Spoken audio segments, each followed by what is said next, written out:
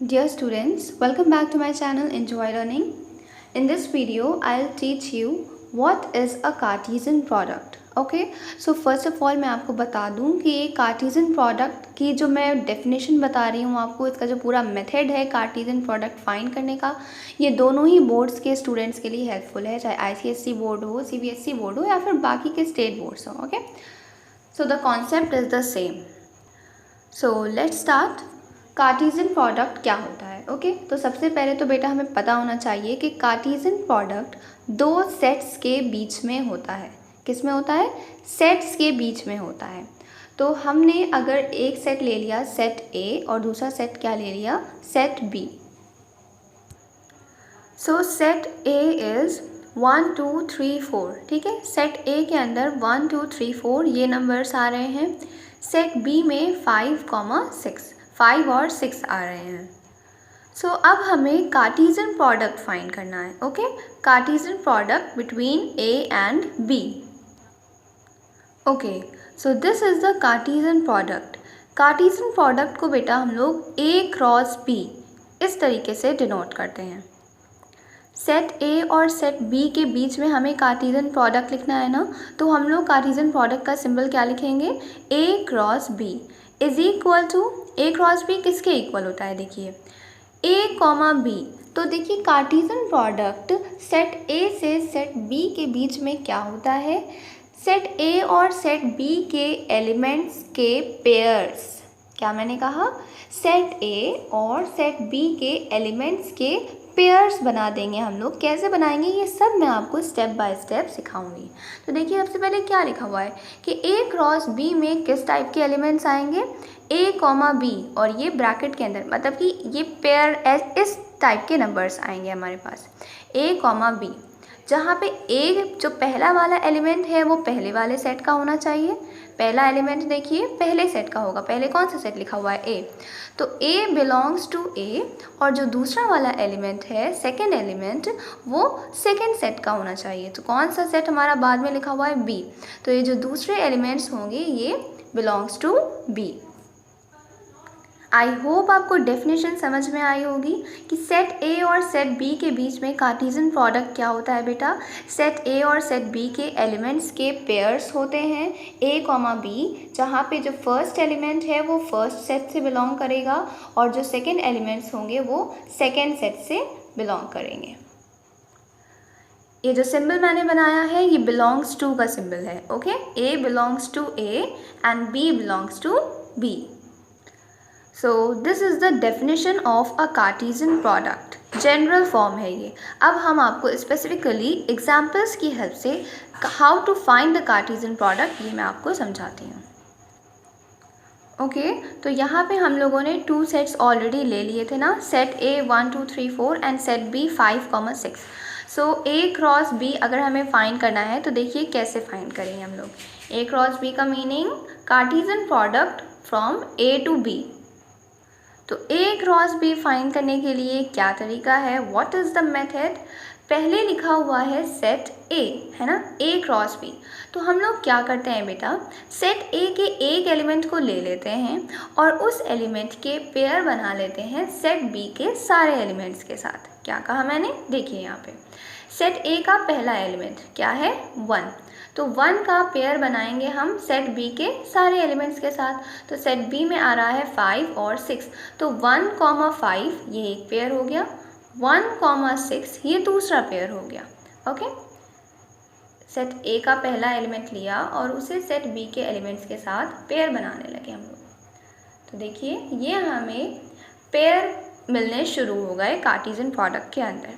अब देखिए, अब पहले एलिमेंट को तो हमने सेट बी के दोनों एलिमेंट्स के साथ पेयर बना दिए. तो इसी तरीके से हम लोग सेट ए के अब दूसरे एलिमेंट के पास जाएंगे. So second element is 2. तो 2 को 5 के साथ और 6 के साथ पेयर्स बना देंगे. सो 2 5 एंड 2 6. बेटा एक चीज़ का हमें हमेशा ध्यान रखना होगा कि फर्स्ट एलिमेंट फर्स्ट सेट का ही होगा. हम लोग पहला सेट कौन सा है? ए है. तो 2 5 ही लिखेंगे, 2 6 ही लिखेंगे. 5 2 नहीं लिख सकते हैं इसे. ओके, वो रॉन्ग हो जाएगा. अब देखिए 2 को भी हमने दोनों एलिमेंट्स के साथ हमने उसका पेयर बना लिया। अब हम लोग थर्ड एलिमेंट को देखते हैं। अब 3 के पेयर्स बना लेंगे, सिंपल, राइट। आई होप ये आपको ईजी लग रहा होगा। 3, 5, 3, 6। सिमिलरली अब 4 को हम लोग पेयर्स बनाएंगे, तो 4, 5 एंड 4, 6। तो अब हम लोगों ने सेट ए के सारे एलिमेंट्स के पेयर्स बना लिए सेट बी के एलिमेंट्स के साथ, और कोई भी पेयर यहाँ पे हमारा नहीं पॉसिबल है। अब हमारा ये सेट पूरा कंप्लीट हो गया। तो देखिए हमने क्या देखा कि Cartesian product A cross B के अंदर जो एलिमेंट्स आ रहे हैं वो किस फॉर्म के हैं, वो पेयर्स में हैं, है ना। ये पूरा एक एलिमेंट 1, 5 पूरा एक एलिमेंट है। देन 1, 6 ब्रैकेट्स लगाना ना भूलिएगा, ओके। 2, 5, 2, 6, 3, 5, 3, 6। तो ये पूरे पेयर्स आ रहे हैं कार्टेशियन प्रोडक्ट के अंदर। So always remember Cartesian product के अंदर क्या आते हैं बेटा, पेयर्स आते हैं। पेयर्स मीन्स 2 के ग्रुप्स आते हैं, जहाँ पे फर्स्ट एलिमेंट जो होता है, हर पेयर का फर्स्ट एलिमेंट पहले सेट को बिलोंग करता है, और हर पेयर का सेकंड एलिमेंट जो है वो देखिए 5, 6, 5, 6, 5, 6 वो हमारे सेकंड सेट को बिलोंग करता है। नाउ नेक्स्ट एक बहुत ही इंटरेस्टिंग टॉपिक है, वो क्या है कि हम लोग बिना कार्टेशियन प्रोडक्ट बनाए हम लोग बता सकते हैं कि इस कार्टेशियन प्रोडक्ट के अंदर कितने एलिमेंट्स आने वाले हैं। तो देखिए सेट ए में कितने एलिमेंट्स थे, सेट ए में एलिमेंट्स हैं 1, 2, 3, 4, है ना। 4 एलिमेंट्स हैं हमारे पास यहाँ पे। यहाँ पे 4 एलिमेंट्स हैं सेट ए में। सेट बी में कितने हैं, सेट बी में सिर्फ 2 एलिमेंट्स हैं, है ना, 2 एलिमेंट्स हैं। यहाँ पे हमारे पास 2 एलिमेंट्स। अब देखिए ए क्रॉस बी में कितने एलिमेंट्स हैं, 1, 2, 3, 4, 5, 6, 7 एंड 8। कितने एलिमेंट्स हैं, 8 एलिमेंट्स हैं। ए क्रॉस बी में 8 एलिमेंट्स हैं। कुछ रिलेशन दिख रहा है सेट ए और सेट बी के एलिमेंट्स के नंबर्स में, और ए क्रॉस बी में कितने एलिमेंट्स हैं इसमें। एक हमें ये रिलेशन दिख रहा है कि 4 × 2 is 8, 4 2s are 8।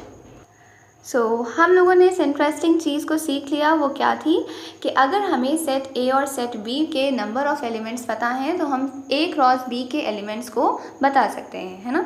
A cross B में कितने एलिमेंट्स होंगे, ए और बी के एलिमेंट्स को मल्टीप्लाई करके मिल जाएगा हमें ए क्रॉस बी में कितने एलिमेंट्स होंगे। अगर हमारे पास हम लोग लिखते हैं number of elements in A cross B इस तरीके से, है ना। Number of elements in A cross B किसके इक्वल होता है बेटा, हमेशा number of elements in A multiplied by number of elements in B. ये तो हम लोगों ने देखा ए क्रॉस बी में 8 एलिमेंट्स थे, ये किसके इक्वल है, number of elements in A multiplied by number of elements in B. Next is question number 2। ये क्वेश्चन आपको अपने आप से ट्राई करना है और पूरा Cartesian product P cross Q find करना है, और वो मुझे कमेंट सेक्शन में बताना है, ओके। सेम टू सेम यही मेथड है, हमें सेट P दिया हुआ है, सेट Q दिया हुआ है, और हमें P क्रॉस Q फाइंड करना है। मतलब P के एक एलिमेंट को ले लेना है और उसे Q के एलिमेंट्स के साथ उसके पेयर्स बना लेने हैं, 2, 4, 2, 5, 2, 6, 2, 7। इसी तरीके से फिर सेकेंड एलिमेंट ले लेना है, उसके पेयर, फिर थर्ड एलिमेंट ले लेना है और उसके पेयर्स। ये तो आप अपने आप से फाइंड करेंगे। हम लोग नंबर फाइंड कर लेते हैं कि P क्रॉस Q में कितने एलिमेंट्स आएंगे टोटल। कैसे फाइंड करेंगे, P में कितने एलिमेंट्स हैं, how many elements are there in P, there are 3 elements. How many elements are there in Q, Q में कितने एलिमेंट्स हैं, 4 एलिमेंट्स, 1, 2, 3, 4। P क्रॉस Q में कितने एलिमेंट्स हो जाएंगे, 3, 4, 12। 3 × 4 कर देंगे हम लोग। हमने नंबर ऑफ़ एलिमेंट्स फाइंड कर लिए हैं। P क्रॉस Q में आपको 12 एलिमेंट्स मिलने वाले हैं, ओके। ये 12 एलिमेंट्स फाइंड करना आपकी जॉब है। Solve this question, find P cross Q and tell me the answer in the comment section. Now last and the most important thing is this one. What is the statement? If any of sets A or B is infinite, then the Cartesian product A cross B is also an infinite set. क्या meaning है इस statement का कि अगर set A या फिर set B infinite है, infinite means वो कभी नहीं एंड होंगे, है ना, 1, 2, 3, 4, 5, 6, डॉट डॉट डॉट, अगर इस तरीके से लिखा हुआ है मतलब ये इन्फिनिटी तक चलता रहेगा, ये इनफाइनाइट सेट है। तो अगर सेट ए या सेट बी में से कोई एक सेट इनफाइनाइट है या फिर दोनों ही इनफाइनाइट हैं तो उनका जो कार्टेशियन प्रोडक्ट होगा ए क्रॉस बी वो भी कैसा होगा, वो भी इनफाइनाइट होगा। ओके ये क्वेश्चन आपको कभी भी सॉल्व करने को नहीं देंगे कि आपको सेट ए दे दिया इनफाइनाइट सेट, ऐसे नहीं देंगे। ये क्वेश्चन फिलअप्स, एमसीक्यूज या असर्शन रीजनिंग टाइप में आ सकते हैं। Okay so keep this in mind कि अगर सेट ए या सेट बी इनफाइनाइट है तो उनका कार्टेशियन प्रोडक्ट भी कैसा होगा, इनफाइनाइट सेट होगा। Okay, so that's all for today. I hope you like this video, and my next video is going to be on relations and functions. Do check it. Till then, take care. Have a bright future.